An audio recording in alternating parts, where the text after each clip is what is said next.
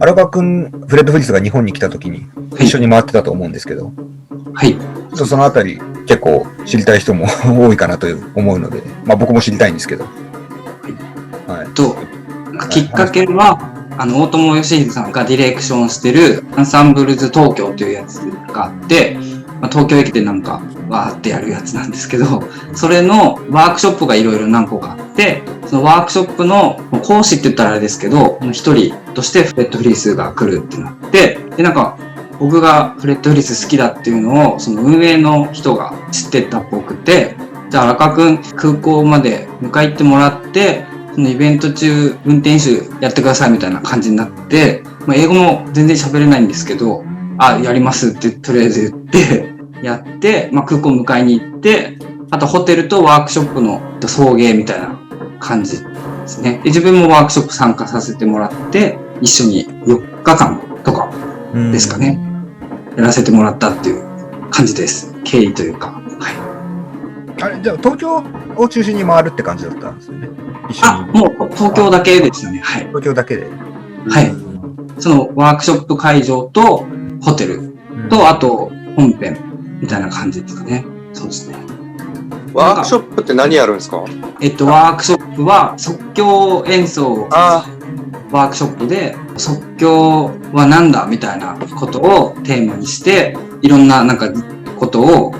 音出したりとか、周りの音を聞いてなんかやるとか使って、最終的にそのワークショップチームで演奏みたいなのがあって、それをフレッド・フリスが指揮をしてオーケストラというか、で、そういう即興の演奏を形にするみたいなものでしたね。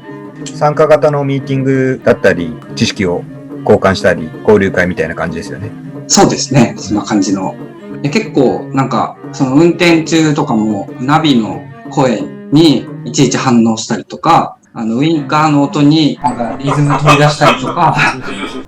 なんか、音楽溢れ出ちゃってんな、みたいな感じの人。何もしないのに、もうなんか音符出ちゃってるみたいな感じで、そこはちょっと感動しました。で、フレッド・フリスもなんかその、おともさんとか一楽さんとかと同じような感じで、演奏者みたいな、音楽好きな人に対してのなんか真摯な感じがあって、インタビューも受けてたんですけど、なんかプロとアマの違いは何ですかみたいなインタビューに対して、何をもってプロとかアマとか言ってんだみたいな返しをしたりとか、なんかすごいそういうところがあったりとか、全然もう英語がもう本当に伝わんなくて、ご飯食いに行ったりとかいろいろしたんですけど、本当ごめんなさいって言ったら、なんか日本に来てて、俺が日本語を喋れなきゃいけないわけだから全然気にしないでって言って、で、最終的になんか最後の日イベント終わって、もうお酒飲んだりとかもして、ちょっと上機嫌で、なんかサンキューアミーゴみたいな感じでホテルに帰ってったりとか、すごい気さくというか、なんか、なんていうんですかね。音楽以外はそんなに問題じゃないよみたいな感じの人でしたね。すごい。それはちょっと感動したなって。すごい気難しいとかそういうわけではないっていうか。本当は怒ってたかもしれないですけど、ちょっと明らかに。最初、空港に迎えに行くときもちょっとやばいから、エクストルーダーズの岡田さん、英語得意なんで、一緒に行きましょうって言って、岡田さんと行って、ウェルカムボードみたいなのを準備してなかったんで、フリスいたらわかるだろうみたいな感じで行って、岡田さんと二人で入り口待ってたんですけど、いつまで経っても来なくて、30分、その到着の30分くらい過ぎて、やべえ、出口もう一個あったみたいになって、なんか、これ見逃してたらすげえ怒られるやつだねとか言って岡田さんと結構落ち込んでたりしてたんで、普通に来てくれたんですけど、ゆっくり。到着が遅れてただけだったんですけど、そんぐらいポンコツだったんで、めっちゃ怒ってたかもしれないですね。やっぱでもプレイとか、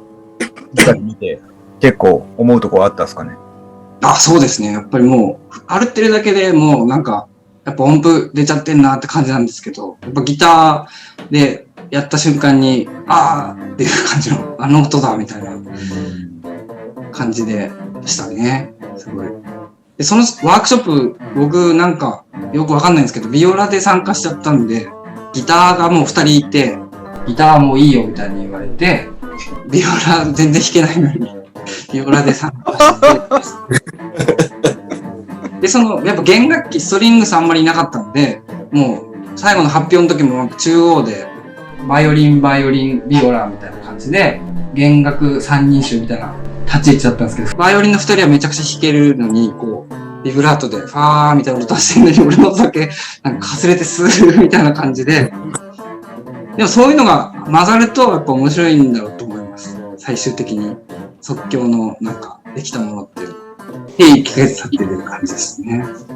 レッドフリスどの音源とかが好きとかあります？トムコラと一緒にやってるスケルトンクルーっていうユニットがあるんですけど、最後は3人だったんですけど、ジーナ・パーキンスが入って、そのスケルトンクルーの1枚目はすごい好きですね。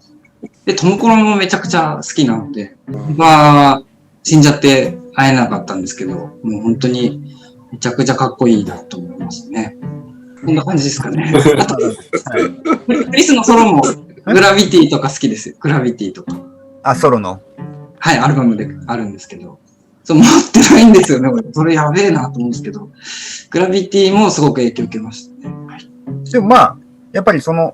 なさい、ちょっと明るくない人からの意見なんですけど、やっぱりフレッド・フリスっぽいとか言われることはあるんじゃないですか、荒川区のプレイ自体。たまに、そうですね。あと、ジャンプスがスケルトンクルーっぽいみたいな人がいて、全然違うんですけど、嬉しいですね、それは。影響はめちゃくちゃ受けてますね。